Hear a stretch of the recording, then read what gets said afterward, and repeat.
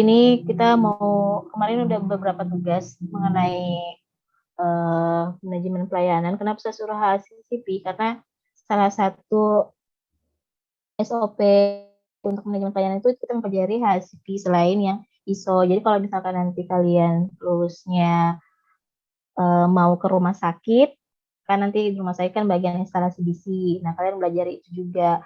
Proses HACCP itu seperti apa sih? Jadi tentang higienitas di ruang lingkup kerja kalian itu seperti apa gitu. Nah, untuk ini manajemen pelayanan industri itu tidak hanya di rumah sakit aja, tapi di industri produksi makanan, misalkan kayak di Nestle atau di banyak lah ya industri-industri makanan ataupun di restoran-restoran. Mungkin saja kalian jadi quality control di salah satu restoran.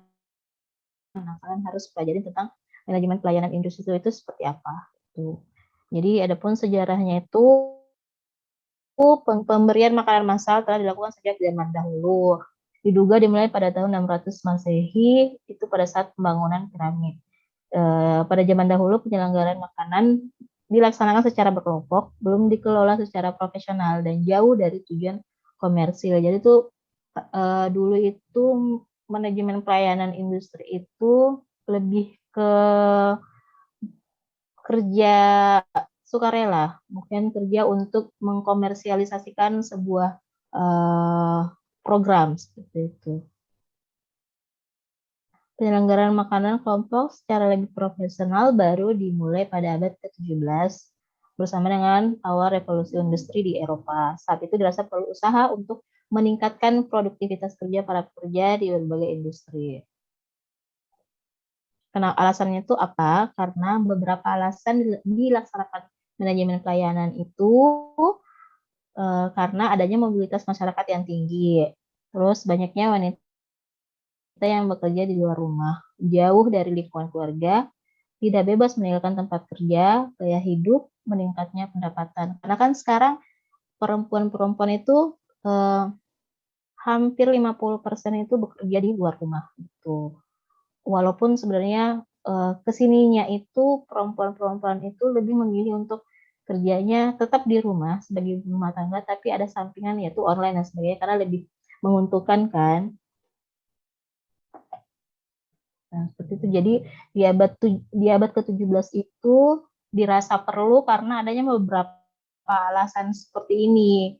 Itu karena sudah banyaknya orang-orang yang bekerja di luar rumah untuk masak di rumah itu atau makan di rumah, pulang pergi kantor itu terasa jaraknya jauh, jadi dilaksanakanlah beberapa orang-orang berpikir untuk melaksanakan atau mengadakan pelayanan industri seperti itu.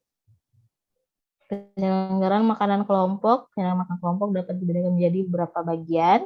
Itu tergantung waktu penyelenggaraannya. Penyelenggaraan makanan hanya satu kali, misalnya di pesta pernikahan. Jadi ada beberapa poin di penyelenggaraan makanan yang kita bahas sekarang itu waktu penyelenggaraan. Jadi untuk contoh-contoh waktu penyelenggaraan makan itu salah satunya di pesta pernikahan. Nah, kalau di pesta pernikahan kan ceritanya by order ya. Jadi by order itu pasti sistemnya dia memberikan pelayanan itu cuma satu kali sesuai dengan orderan gitu.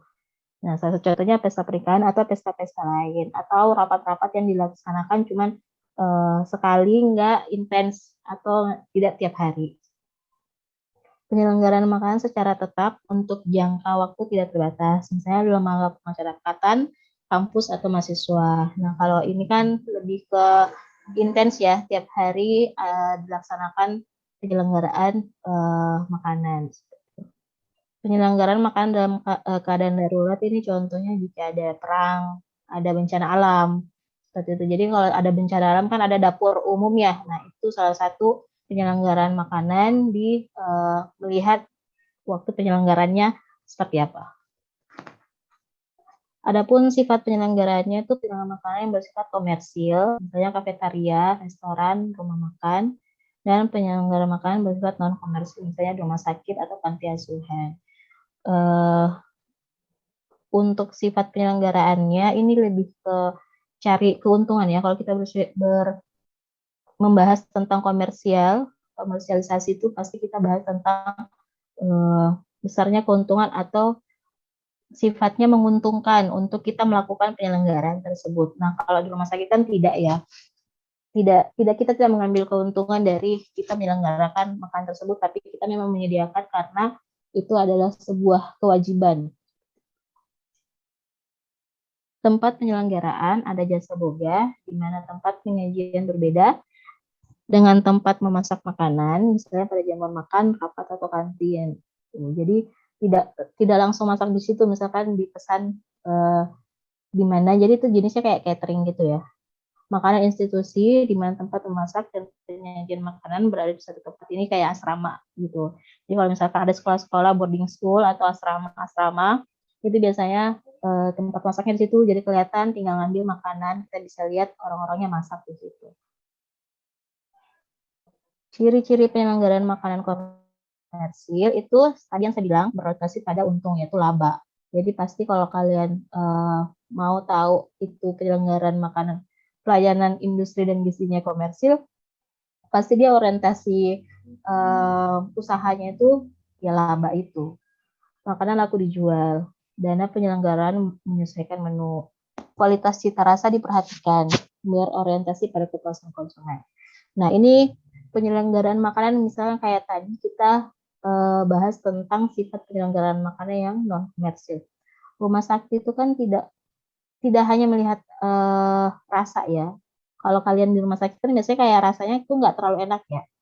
Nah itu tuh non komersil, kalian mereka tidak melihat kepuasan, tapi kepuasan konsumen untuk konsumsi ya, bukan kepuasan konsumen dengan keseluruhan fasilitasnya.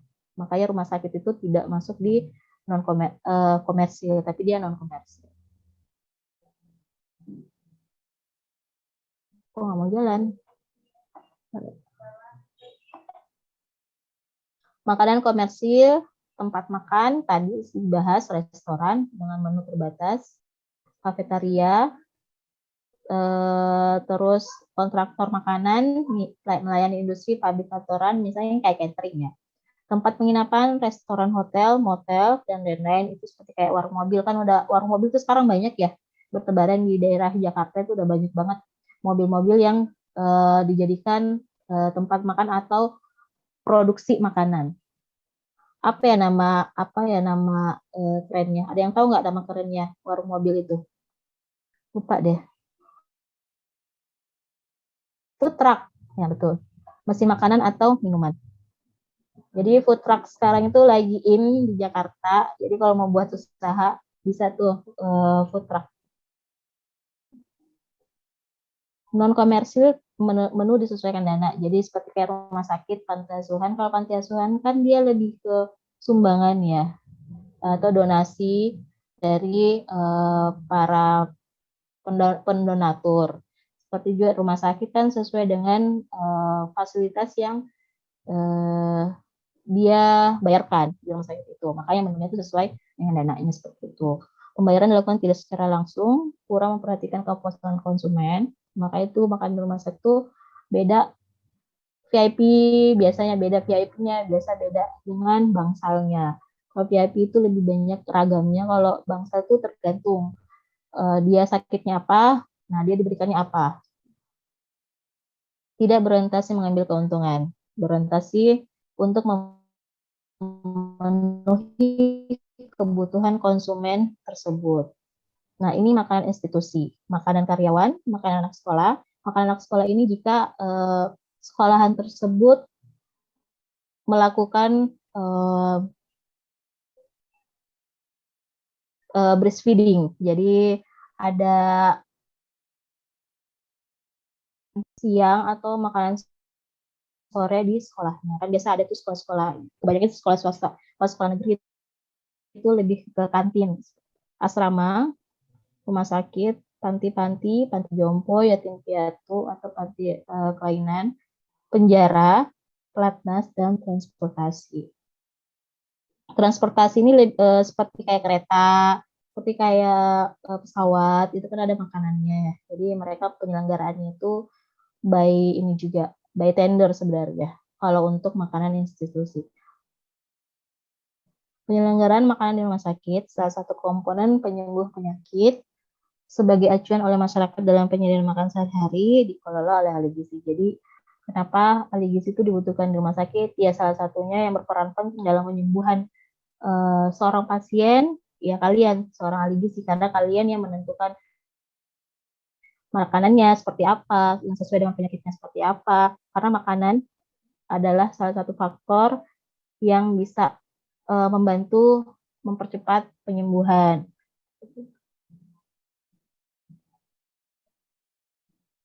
Maka itu beda ya kalau misalkan di rumah sakit itu, misalkan sakitnya perlunya tinggi kalori, tinggi protein, itu biasanya orang-orang yang habis operasi atau orang-orang yang habis banyak keluarin darah, itu TKTP biasanya. Kalau orang gula beda lagi, atau orang diabetes. Orang yang gagal ginjal beda lagi. Dia harus rendah apa atau tinggi apa, itu nanti kalian pelajari di dietetik. Nah, ini perkembangan penyelenggaraan makanan rumah sakitnya. Di abad ke-6 sebelum Masehi, orang sakit ditampung di kuil-kuil. Karena kan sebelum Masehi itu lebih banyak menyembah berhala ya, jadi patung-patung seperti itu. Nah, abad ke-19 pertengahan penataan pelayanan makanan di rumah sakit. Di Amerika tahun 1860 tenaga khusus penyelenggaraan makanan di rumah sakit. Jadi ini mungkin awal mulanya adanya ahli gizi tapi bukan disebut ahli gizi. Jadi dia menyelenggarakan makanan itu di rumah sakit untuk salah satu bentuk pengobatan ke pasien. Di Indonesia itu mulainya 1954 di Rumah Sakit Cipto Mangun Kusumo di Jakarta. Ini arus kerjanya. Jadi kalau misalkan nanti kalian penyelenggaraan makanan itu nanti kalian lebih melihat pada saat kalian magang food service. Nah, di magang food service itu kalian tidak hanya melihat apa sih yang disiapkan oleh ahli gizinya, gimana sih proses ahli gizinya menentukan pasien ini makanannya ini, pasien ini makanannya ini, tapi proses dari penerimaan barang, proses dari pengolahan barang, terus nanti produksinya seperti apa dan jadinya seperti apa. Jadi harus kerja itu kalau di rumah sakit penerimaan bahan makanan, terus ada yang disimpan untuk penyimpanan beku, biasanya daging gitu ya, ayam yang harus disimpan untuk prosesnya tahan lama, jadi bisa disimpan dalam jangka waktu yang lama. Penyimpanan dingin, penyimpanan kering. Kering itu biasanya bahan-bahan seperti bawang, bahan-bahan masak yang lainnya. Setelah itu dilakukan persiapan. Nah, persiapannya itu banyak juga. Persiapan itu proses memotong, proses mencucinya seperti apa, itu juga ada standarnya. Apalagi memotong ya, memotong daging, memotong ayam itu ada standarnya, alatnya seperti apa, itu juga ada standarnya. Nah, produksinya seperti apa, penanganan setelah matangnya seperti apa, enggak langsung, setelah masak, ya udah langsung ditaruh sini, nggak bisa. Karena penanganan setelah matang itu dilihat lagi, komposisinya seperti ini. Untuk orang sakit seperti ini, dia berapa gram yang harus dikasih, misalkan di rumah sakit ya.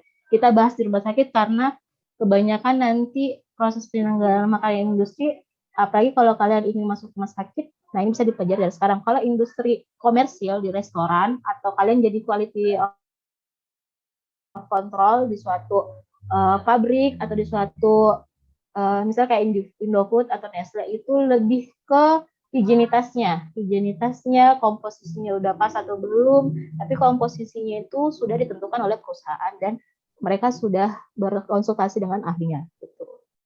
Penanganannya setelah matang ya Pak, didinginkan atau dibekukan, terus meja pemanas, refrigerator, nanti proses pendistribusiannya seperti apa. Jadi proses pendistribusian di rumah sakit itu, ini untuk bangsal, ini untuk VIP, jadi sudah ketahuan apa namanya kelas-kelasnya.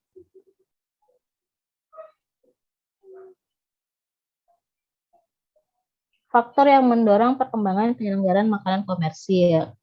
tumbuhnya kesadaran dan keyakinan para industriawan bahwa pelayanan makanan bagi karyawan akan meningkatkan produktivitas kayak gitu. Jadi kalau kalian salah satu pekerjaan ahli gizi itu tidak hanya di rumah sakit, tidak hanya sebagai quality of control, tetapi juga bisa masuk ke perusahaan-perusahaan swasta seperti pertambangan, itu bisa, atau perusahaan-perusahaan swasta lain. Nah, di perusahaan-perusahaan swasta, salah satu contohnya di pertambangan itu kebanyakan dulu waktu S1 teman-temanku banyak tuh yang daftarnya tuh di pertambangan. Dia sebagai ahli gizinya situ. Jadi mereka memberikan konsultasi, tidak hanya konsultasi tapi bagaimana cara memenuhi kebutuhan para karyawan di pabrik atau karyawan di perusahaan swasta itu kayak pertambangan. Karena mereka kerjanya beda ya. Jadi mereka kerjanya berat. Jadi mereka untuk menentukan gizi dari karyawannya itu dari makanannya. Jadi diperhatikan, untuk pekerjaan yang di pertambangan seperti ini, mereka butuhnya berapa kalori. Nah, mereka yang tentukan seperti itu. Kenapa perusahaan-perusahaan itu membutuhkan ahli gizi dan membutuhkan penyelenggaraan makanan supaya orang-orang pekerjanya juga semangat untuk melakukan pekerjaannya, tidak membeli makanan di luar gitu. Makanya dia butuh seorang ahli gizi yang tidak hanya melihat gizinya, tapi juga semuanya. Jadi rasanya, bentuknya seperti apa, terus nilai gizinya pasti seperti apa. Jadi satu kesatuan. Kalau di luar kan belum tentu gizinya bagus, gitu.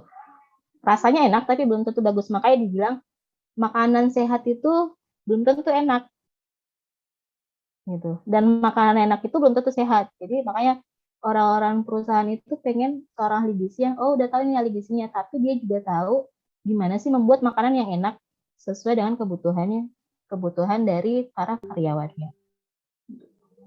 Tidak hanya memuaskan rasa para karyawan, tetapi memuaskan juga di bagian gizinya terpenuhi. Jadi produktivitas pekerjanya pun juga bagus, meningkat gitu. Terbatasnya waktu penyiapan makanan di rumah. Nah, ini sudah menjadi hal umum ya, bukan tabu lagi karena sudah banyaknya orang-orang yang bekerja di luar, untuk masak pun, untuk sarapan pun susah. Jadi biasanya mereka ke warteg beli makanan atau ke kantin beli roti dan sebagainya. Makanya banyak sekarang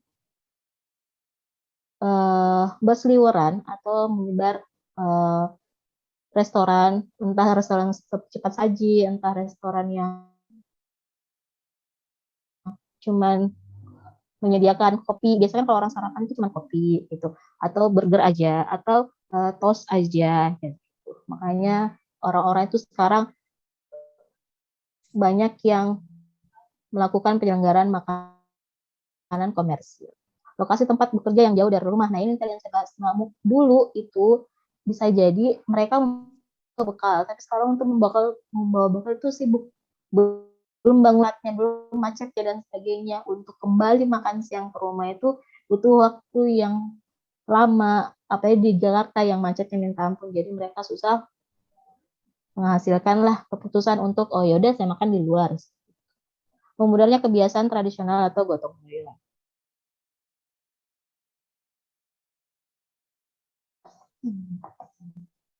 Penyebab kurang berkembangnya penyelenggaraan makanan non komersil itu pengelolaannya kurang baik, biayanya terbatas, karyawan tidak terlatih. Kalau di rumah sakit jarang ya kalau karyawannya tidak terlatih ya. Ya halo, kenapa?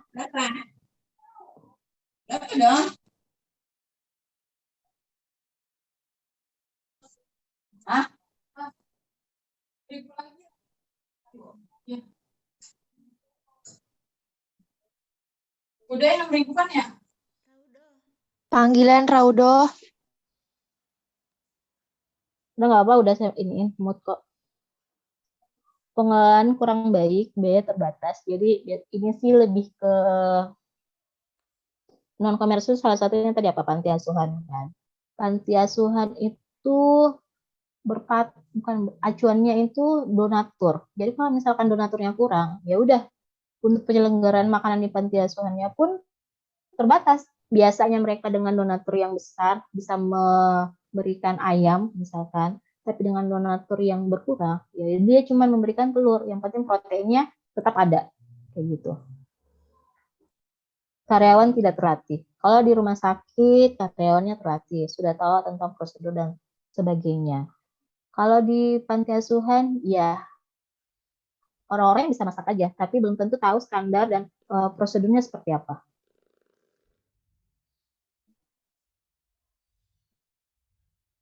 Ini peraturan pemerintah tentang pelaksanaan jasa boga, nggak usah terlalu ini. Lanjut aja. Penggolongan usaha jasa boga dan persyaratannya itu ada beberapa. Golongan A1, yaitu jasa boga yang melayani kebutuhan masyarakat umum dengan pengelolaan menggunakan dapur rumah tangga dan dikelola oleh keluarga.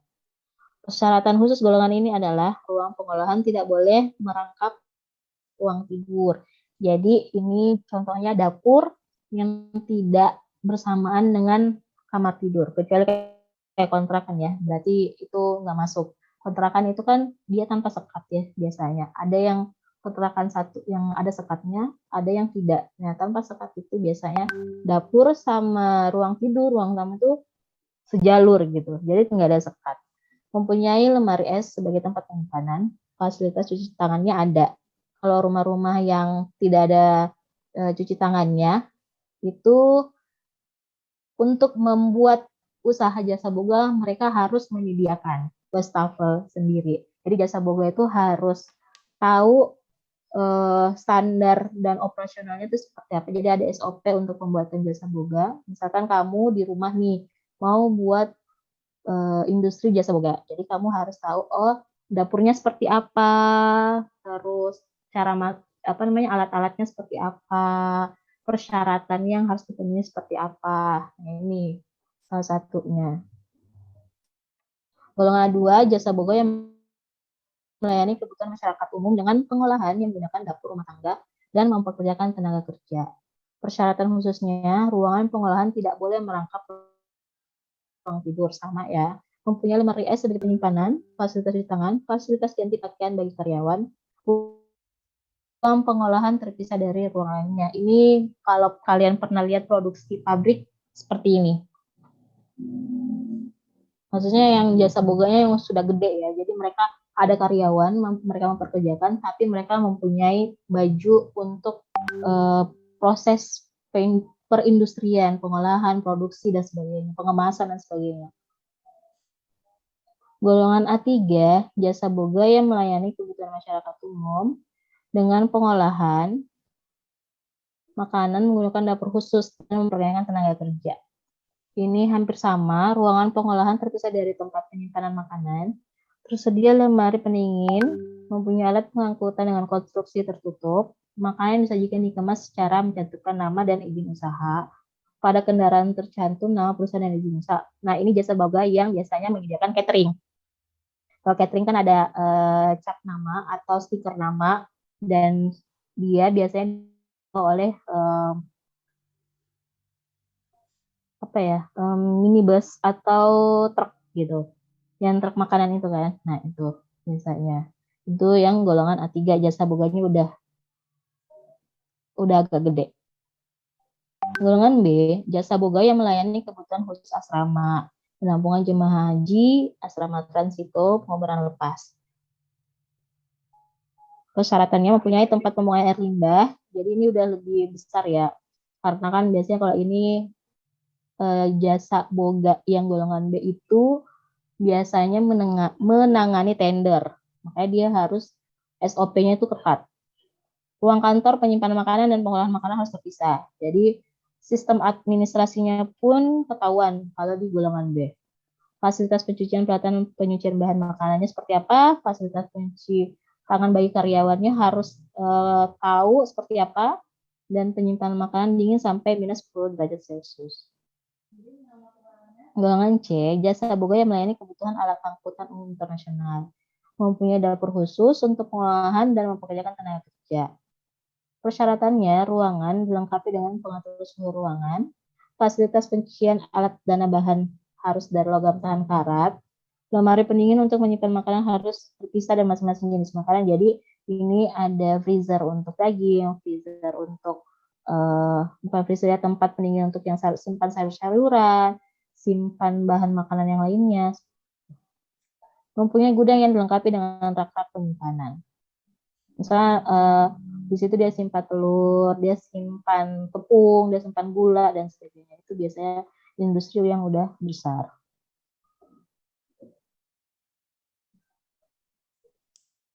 Sampai ini nggak ada ya, kita lanjut aja ya, takutnya nanti persyaratan kesehatan makanan, persyaratan bahan makanan, persyaratan bahan makanan terolah, dan persyaratan makanan jadi. Persyaratan kesehatan pengolahan makanan, jadi kita lihat gimana sih proses pengolahan makanan yang sehat itu seperti apa. Kesehatan tenaga kerja pengolahan makanan itu harus diperhatikan. Peralatan yang digunakan itu mengolah, menyimpan, dan menyajikan itu seperti apa. Tata cara pengolahannya seperti apa. Perilaku karyawan waktu bekerja itu seperti apa. Jadi ini harus diperhatikan supaya mendapatkan makanan yang baik dan sehat. Khusus untuk pekerja yang berada di ruang pengolahan dan penyimpanan, tidak boleh merokok dan tidak sambil makan. Memakai pakaian kerja dan pakaian pelindung. Biasanya pakai apron ya, apron warna putih itu. Selalu mencuci tangan waktu akan mulai bekerja. Tidak membawa keluar pakaian kerja, alat pelindung yang membuat terjadinya pencemaran. Jasa boga apa? Suatu rangkaian kegiatan produktif di bidang penyediaan hidangan, baik hidangan sehari-hari, hidangan insidental dalam berbagai jamuan serta suguhan pada jamuan-jamuan resmi untuk berbagai macam event dan momen. Ini ya para pengolahnya aja. Jadi untuk yang persyaratan kesehatan pengolahan makanan, jadi untuk kesehatan tenaga kerja pengolahan makanan itu harus diperhatikan. Untuk sekarang masa pandemi harus cek suhu pakai termogan. Kalau misalkan di ini ya, di pabrikan ya, kalau di pabrikan itu orang-orang pabrik karyawannya cek suhu, terus berkala untuk cek PCR atau antigen. Peralatan yang digunakan itu nanti saya kasih tugas setelah ini. Nanti kalian mencari prosedur atau alat-alat yang digunakan di rumah sakit itu seperti apa. Karena berbeda. Kemarin dapat kasus manajemen magang food service, mereka ditanyakan perbedaan penggunaan talenan untuk sayur, untuk daging itu apakah sama atau tidak. Nah, itu kalian nanti cari tahu seperti apa pengolahan, penyimpanan, dan penyajian di rumah sakit itu seperti apa. Tata cara pengolahannya, jadi tata cara pengolahannya itu sayurnya dipotong seperti apa, dagingnya dipotong seperti apa. Karena kalau misalkan salah, nutrisinya atau gizinya akan hilang. Kayak gitu. Udah pada tahu kan ya kalau misalkan kuliner belum ya? Belum dapat ya kuliner ya? Kuliner semester ini atau semester depan ya? Kuliner udah semester 3, Bu. Apa semester 4 ya? Siapa saya ya? Iya, Bu. Oh iya. Jadi ya maaf ya kemarin kuliner kurang ini ya. Jadi kalau kuliner itu kan kita bahas tentang banyak hal ya, tidak hanya rasa, bentuk, tekstur, aroma dan sebagainya gitu. Tapi untuk yang di rumah sakit atau penyelenggaraan makanan, entah itu rumah sakit atau institusi atau industri, itu mereka pasti sangat detail atau sangat teliti dalam proses pengolahan. Karena kalau pengolahannya salah, itu nilai gizinya juga akan berkurang. Misalnya kayak pemanasan yang terlalu panas, itu kan tergantung ya, vitaminnya bisa rusak atau mineralnya bisa hilang, kayak gitu. Atau dari proses pencucian, yang mana nih benar proses pencucian? Dicuci dulu atau dipotong dulu, itu juga berpengaruh.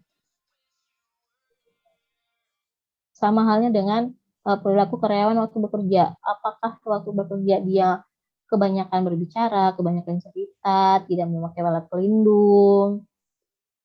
Kalau orang bekerja kan di rumah sakit yang butuh higienitas, entah rumah sakit, entah pabrik itu semua butuh higienitas. Karena makanannya itu harus diproduksi dengan betul-betul baik dan sehat. Itu butuh pelindung yang ekstra. Dan pakai masker mulut, pakai apron, pakai sarung tangan, pakai kalau di rumah sakit itu boot, kalau misalkan yang tempat-tempat basah ya. Kalau tempat kering itu pakai sandalnya seperti apa yang tidak licin dan sebagainya. itu ada standar operasionalnya, dan itu tuh biasa dijelaskan di rumah sakit juga. Di pabrikan juga seperti apa, bajunya seperti apa, terus alat pelindungnya seperti apa, itu tuh dijelasin. Nah, nanti tugas kalian mencari itu dan dikumpul minggu depan. Nanti kita bahas minggu depan. Yang saya mau bahas itu minggu depan tentang HACCP yang kalian kemarin cari. Saya belum terlalu baca sih. Saya cuma baca sepintas. Nah, itu nanti kita coba buat rangkuman tentang HACCP itu, karena itu sebagai salah satu acuan juga dalam proses pembelajaran ini.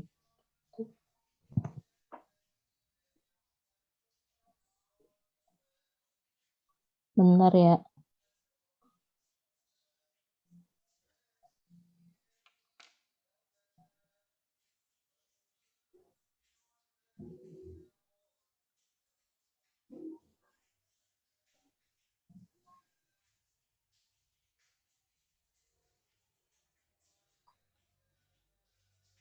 Ini kok nggak jalan ininya laptopnya.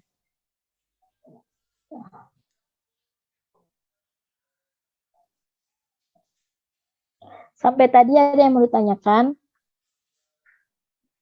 Kalau enggak kita lanjut. Karena kalau di penyelenggaraan makanan itu lebih ke tentang prosedur, standar, gimana di rumah sakit, di mana nanti kalau kerja di pabrik, di mana nanti kalau kerja di perusahaan, itu seperti apa. Itu manajemen pelayanannya.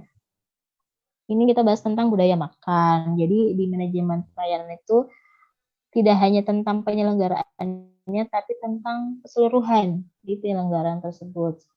Faktor-faktor yang mempengaruhi pelayanan atau penyelenggaraan makanan, industri, dan bisnis. Salah satunya adalah budaya makan. Kebiasaan makan atau bahasa Inggrisnya eating habit atau kebiasaan makan menggambarkan seluruh cara manusia memanfaatkan makanan itu seperti apa. Termasuk dalamnya bagaimana cara mendapatkannya, bagaimana cara menyajikannya, dan untuk siapa disajikan, dan bagaimana makanan itu dikonsumsi. Dari eating habits atau kebiasaan makan ada teori Maslow, yaitu teori kematangan manusia dalam hal kebiasaan makan seperti apa, dibagi atas beberapa bagian. Makan adalah kebutuhan fisik untuk mempertahankan kelangsungan hidup. Makanya biasa kalau ditanya, kamu hidup untuk apa? Untuk makan, gitu kan? Karena salah satunya itu menurut teori Maslow itu makan adalah kebutuhan fisik kita untuk mempertahankan kelangsungan hidup. Kalau kita nggak makan kan bisa jadi mati, ya kan? Makan adalah untuk memenuhi kebutuhan sosial demi kecukupan makanan untuk masa depan. Penggolongan individu. Nah, ini penggolongan individu itu lebih ke misalnya si A makannya ini. Oh, dia di red atau orang-orang dengan tingkat pendapatan yang tinggi, atau si B makannya ini. Oh, dia tergolong orang yang menengah. Oh, ini orang menengah atas. Oh, dia di bawah garis kemiskinan kayak gitu kan. Tapi juga kan sekarang ada orang yang maaf menengah bawah tapi makannya atas gitu kan, hanya untuk gaya hidup. Pernyataan identitas. Nah, pernyataan identitas itu seperti kayak dia makannya vegan atau vegetarian, atau dia memang makannya daging-dagingan. Itu pernyataan identitas. Atau dia memperlihatkan kalau saya makanannya seperti ini, bentuknya seperti ini, saya nggak suka makanan seperti ini gitu. Sarana pernyataan jati diri. Itu jadi ada beberapa teori yang membahas tentang teori Maslow.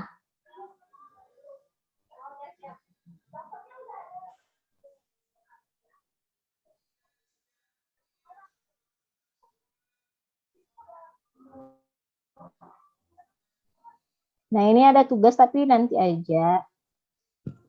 Untuk hari ini materinya sampai sini karena saya ada mau antigen. Jadi kalau misalkan ada pertanyaan silakan bertanya. Saya dua atau satu. Kalau enggak nanti gini aja. Kalau ada yang mau bertanya, saya minta Isti di list aja pertanyaannya. Itu kan nanti saya jawab minggu depan. Gimana?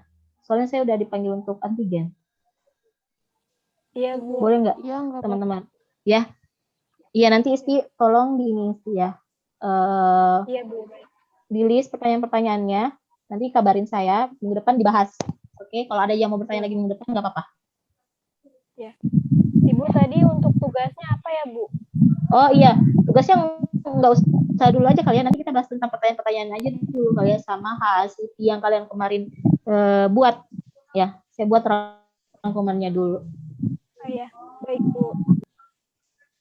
Oke, untuk hari ini terima kasih. Maaf banget, sebentar banget.